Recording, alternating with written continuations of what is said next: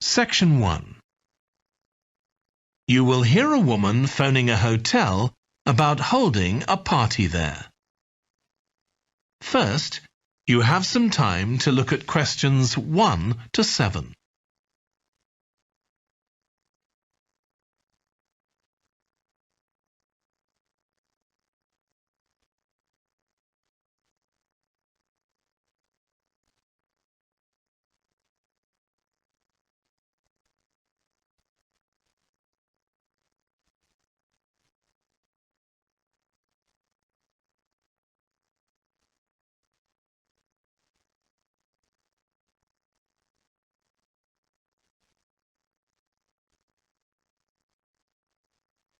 You will see that there is an example that has been done for you.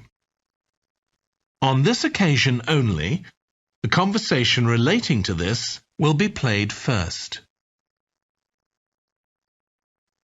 Good morning, Clare House Hotel. Andrew speaking. I'm the events manager. Andrew is the events manager. So events has been written in the space. Now we shall begin.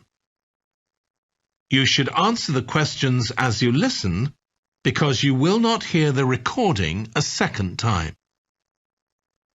Listen carefully and answer questions 1 to 7. Good morning, Clare House Hotel. Andrew speaking. I'm the events manager. Good morning, Andrew. My name's Samantha. I'm arranging a party for my parents' 50th wedding anniversary, and I'm ringing to ask about hiring a room sometime next September.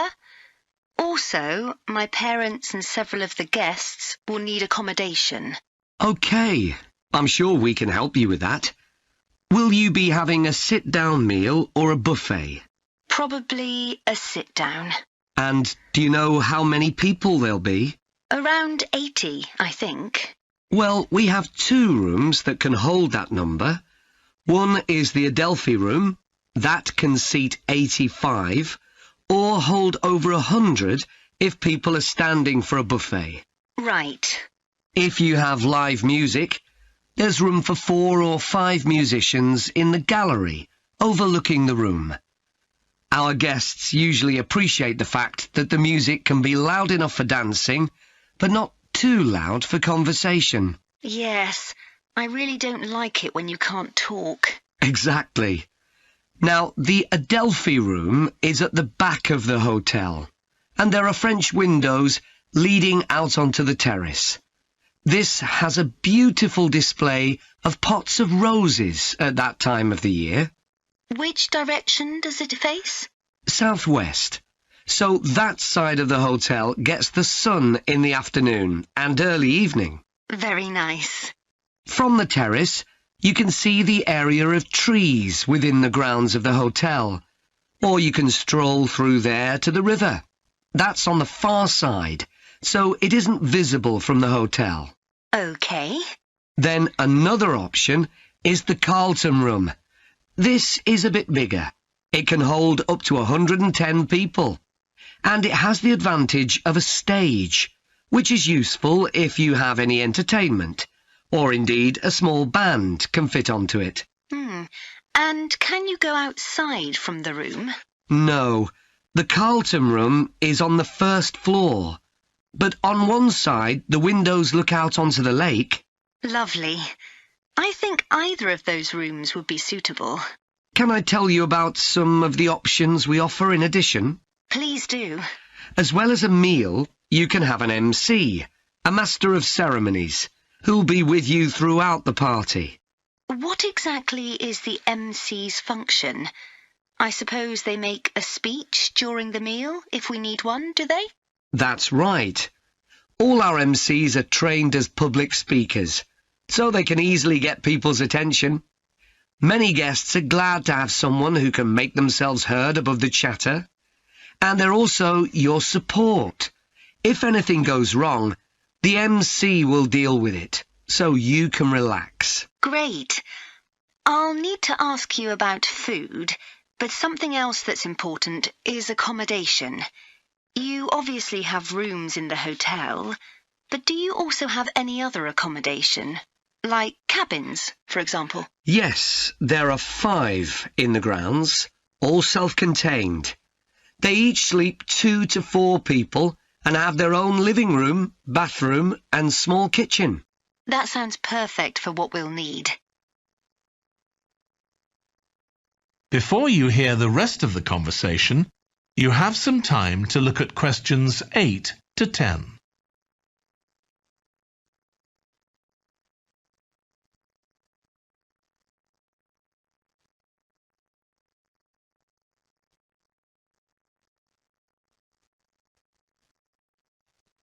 Now listen and answer questions 8 to 10.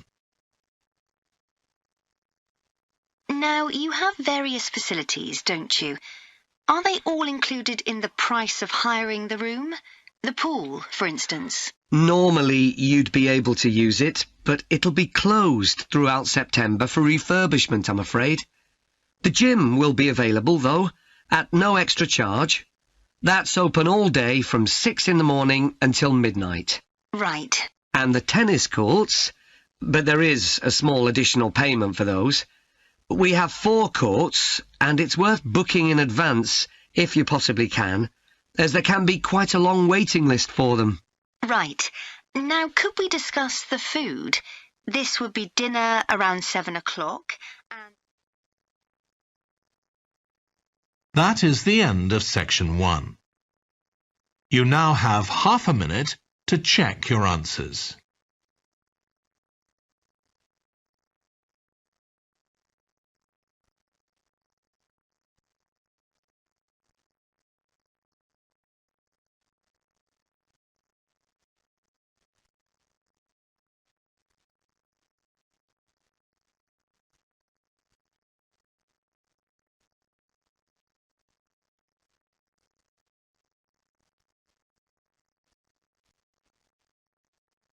Now turn to section 2.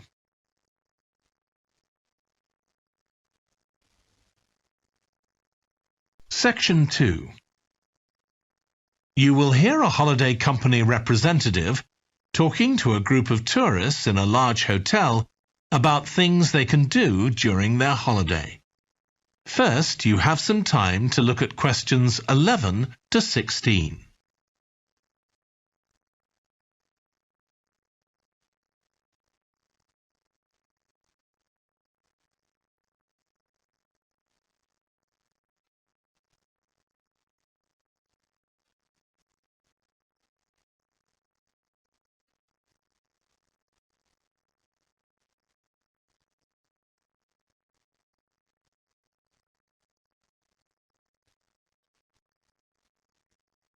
Now listen carefully and answer questions 11 to 16. Hello everyone, I'm Jake Stevens and I'm your rep here at the hotel. I'm sure you'll all have a great time here. So, let me tell you a bit about what's on offer. I'll start by telling you about some of the excursions that are available for guests. One thing you have to do while you're here is go dolphin watching. On our boat trips, we pretty well guarantee you'll see dolphins. If you don't, you can repeat the trip free of charge. We organise daily trips for just €35. Unfortunately, there aren't any places left for this afternoon's trip, but come and see me to book for later in the week. If you're energetic, I'd recommend our forest walk. It's a guided walk of about 7 kilometres.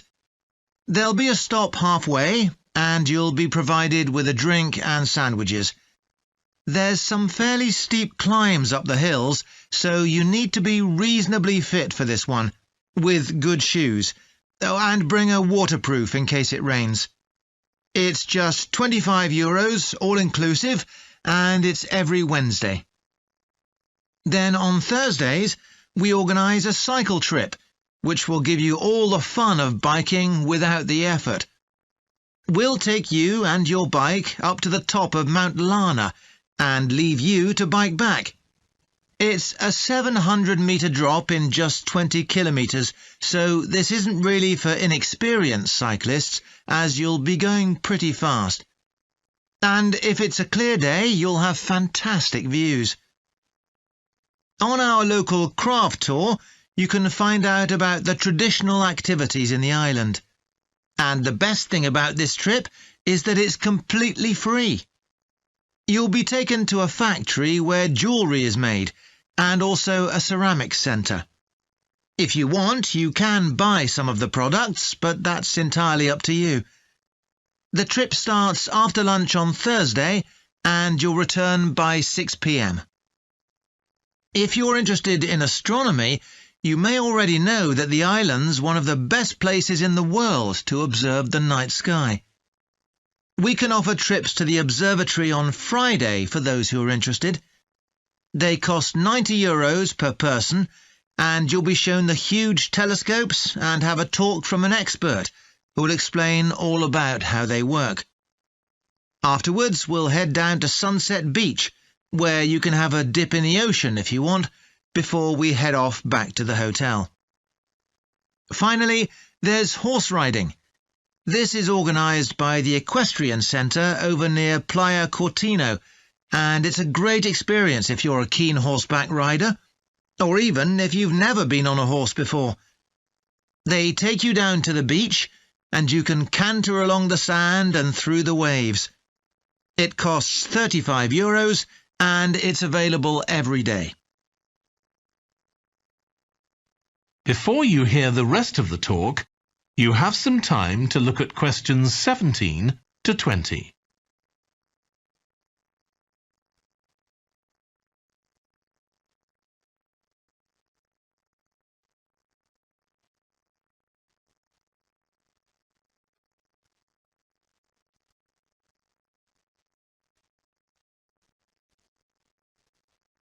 Now listen and answer questions 17 to 20.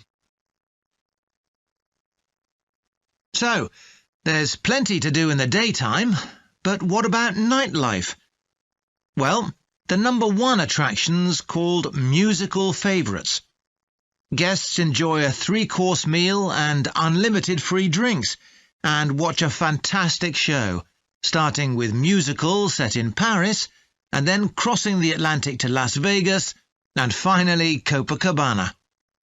At the end, the cast members come down from the stage, still in their stunning costumes, and you'll have a chance to chat with them. It's hugely popular, so let me know now if you're interested, because it's no good leaving it until the last minute. It's on Friday night. Tickets are just €50 each, but for an extra €10, you can have a table right by the stage. If you'd like to go back in time, there's the Castle Feast on Saturday evening. It's held in a 12th century castle, and you eat in the great courtyard, with ladies in long gowns serving your food. You're given a whole chicken each, which you eat in the medieval way, using your hands instead of cutlery. And you're entertained by competitions where the horseback riders attempt to knock one another off their horses. Then you can watch the dancers in the ballroom and join in as well if you want. OK, so now if anyone has... That is the end of section 2. You now have half a minute to check your answers.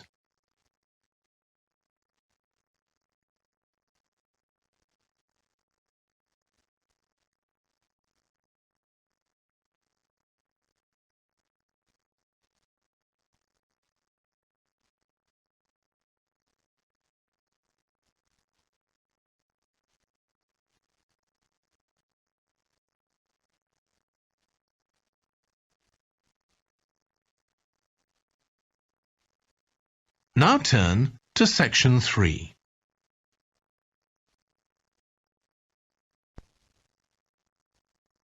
Section 3. You will hear Stephanie, who is thinking about taking a 1-year course in children's literature, talking to Trevor, who is currently taking the course. First, You have some time to look at questions 21 to 25.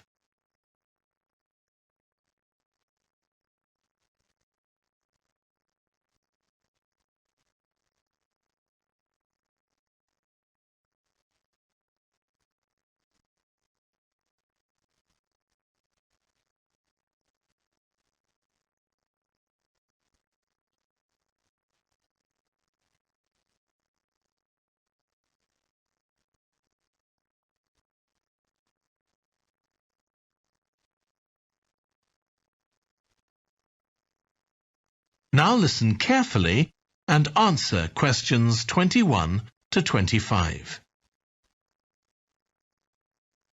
Hello, Trevor. Hello, Stephanie. You said you wanted to talk about the course I'm taking on literature for children. That's right. I'm thinking of doing it next year, but I'd like to find out more about it first. OK, well, as you probably know, it's a one-year course. It's divided into 6 modules, and you have to take all of them.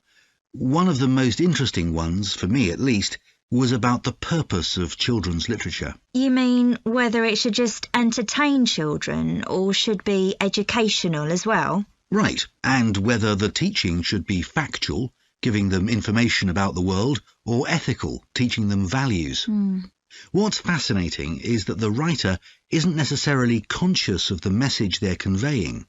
For instance, a story might show a child who has a problem as a result of not doing what an adult has told them to do, implying that children should always obey adults. Oh, I see what you mean.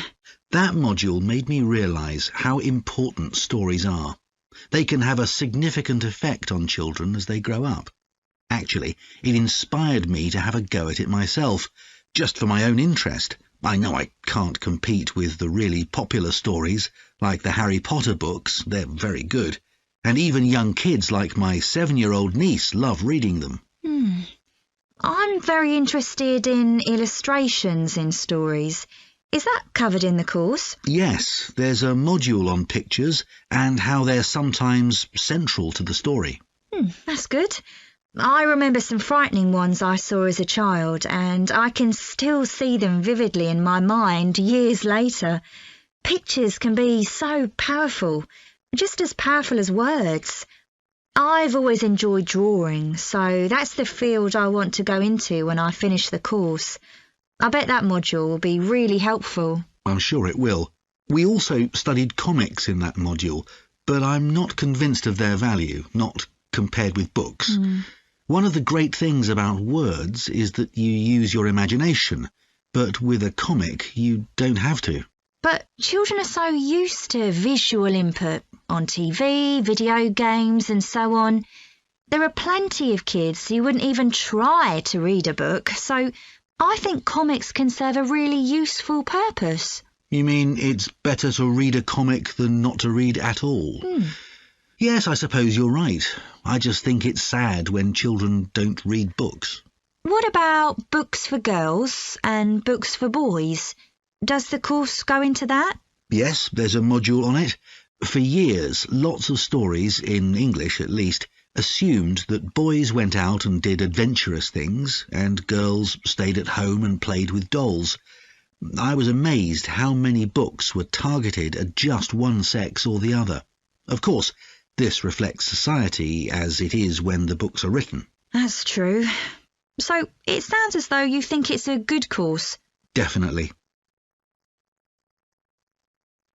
Before you hear the rest of the discussion, you have some time to look at questions 26 to 30.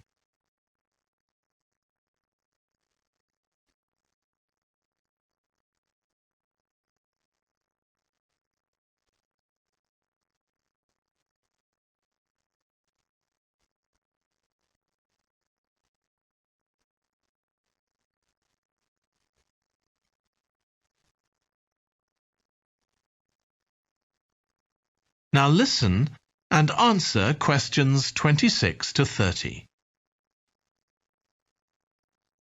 Have you been reading lots of children's stories to help you decide whether to take the course? Yeah, I've gone as far back as the late 17th century, though I know there were earlier children's stories. So does that mean you've read Perrault's fairy tales, Cinderella, the Sleeping Beauty, and so on? Yes, they must be important because no stories of that type had been written before. These were the first. Then there's the Swiss Family Robinson. I haven't read that. The English name makes it sound as though Robinson is the family's surname, but a more accurate translation would be the Swiss Robinsons, because it's about a Swiss family who are shipwrecked, like Robinson Crusoe in the novel of a century earlier. Well, I never knew that. Have you read Hoffmann's The Nutcracker and the Mouse King? Wasn't that the basis for Tchaikovsky's ballet, The Nutcracker? That's right. It has some quite bizarre elements. I hope you've read Oscar Wilde's The Happy Prince. It's probably my favourite children's story of all time. Oh, mine too.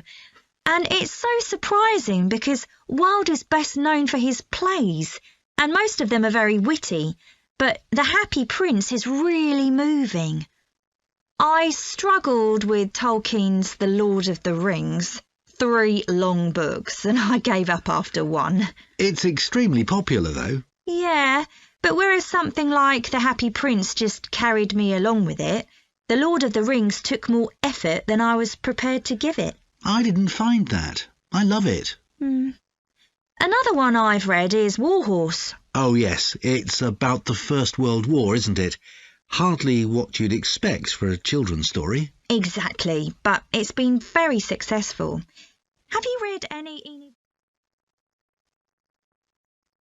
That is the end of section 3. You now have half a minute to check your answers.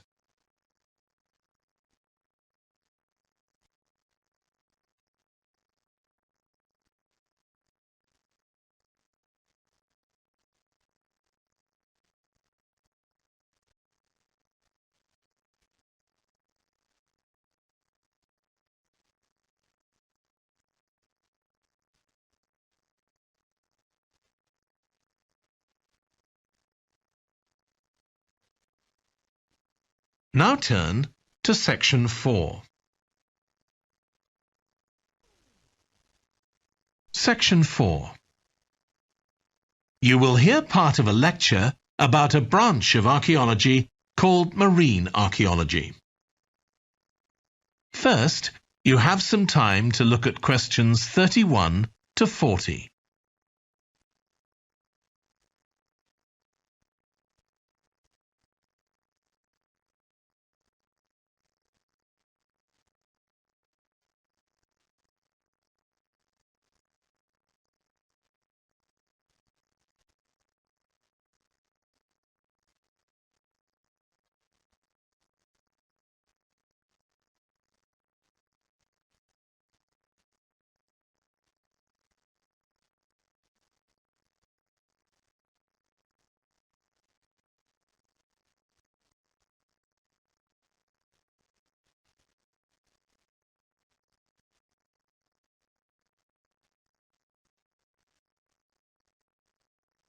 Now listen carefully and answer questions 31 to 40. In today's class, I'm going to talk about marine archaeology, the branch of archaeology focusing on human interaction with the sea, lakes and rivers. It's the study of ships, cargoes, shipping facilities and other physical remains. I'll give you an example, then go on to show how this type of research is being transformed by the use of the latest technology. Atlit Yam was a village on the coast of the eastern Mediterranean, which seems to have been thriving until around 7000 BC. The residents kept cattle, caught fish, and stored grain. They had wells for fresh water. Many of their houses were built around a courtyard and were constructed of stone. The village contained an impressive monument, 7 half-ton stones standing in a semicircle around a spring that might have been used for ceremonial purposes. Atlit Yam may have been destroyed swiftly by a tsunami, or climate change may have caused glaciers to melt and sea levels to rise, flooding the village gradually. Whatever the cause, it now lies 10 metres below the surface of the Mediterranean, buried under sand at the bottom of the sea. It's been described as the largest and best preserved prehistoric settlement ever found on the seabed. For marine archaeologists, Atlit Yam is a treasure trove. Research on the buildings, tools, and the human remains has revealed how the bustling village once functioned, and even what diseases some of its residents suffered from. But of course, this is only one small village, one window into a lost world. For a fuller picture, researchers need more sunken settlements, but the hard part is finding them. Underwater research used to require divers to find shipwrecks or artifacts, but in the second half of the 20th century, various types of underwater vehicles were developed, some controlled from a ship on the surface, and some of them autonomous, which means they don't need to be operated by a person. Autonomous underwater vehicles, or AUVs, are used in the oil industry, for instance, to create maps of the seabed before rigs and pipelines are installed. To navigate, they use sensors such as compasses and sonar. Until relatively recently, they were very expensive and so heavy that they had to be launched from a large vessel with a winch.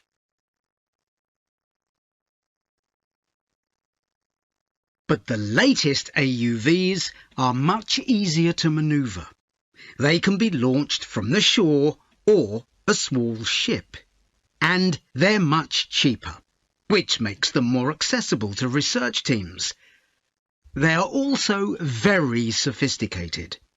They can communicate with each other and, for example, work out the most efficient way to survey a site or to find particular objects on the seabed. Field tests show the approach can work. For example, in a trial in 2015, 3 AUVs searched for wrecks at Marzi off the coast of Sicily. The site is the final resting place of an ancient Roman ship, which sank in the 6th century AD, while ferrying prefabricated marble elements for the construction of an early church. The AUVs mapped the area in detail, finding other ships carrying columns of the same material. Creating an internet in the sea for AUVs to communicate is no easy matter. Wi-Fi networks on land use electromagnetic waves, but in water these will only travel a few centimetres. Instead, a more complex mix of technologies is required. For short distances, AUVs can share data using light, while acoustic waves are used to communicate over long distances. But more creative solutions are also being developed, where an AUV working on the seabed offloads data to a second AUV, which then surfaces and beams the data home to the research team using a satellite. There's also a system that enables AUVs to share information from seabed scans and other data. So, if an AUV surveying the seabed finds an intriguing object, it can share the coordinates of the object, that is, its position, with a nearby AUV that carries superior cameras, and arrange for that AUV to make a closer inspection of the object. Marine archaeologists are excited about the huge potential of these AUVs for their discipline. One site where they're going to be deployed is the Gulf of Baratti off the Italian coast. In 1974, a 2,000-year-old Roman vessel was discovered here in 18 metres of water. When it sank, it was carrying medical goods in wooden or tin receptacles. Its cargo gives us insight into the treatments available all those years ago, including tablets that are thought to have been dissolved to form a cleansing liquid for the eyes. Other Roman ships went down nearby, taking their cargoes with them. Some held huge pots made of terracotta. Some were used for transporting cargoes of olive oil, and others held wine. In many cases, it's only these containers that remain, while the wooden ships have been buried under silt on the seabed. Another project that's about to be... That is the end of section 4. You now have half a minute to check your answers.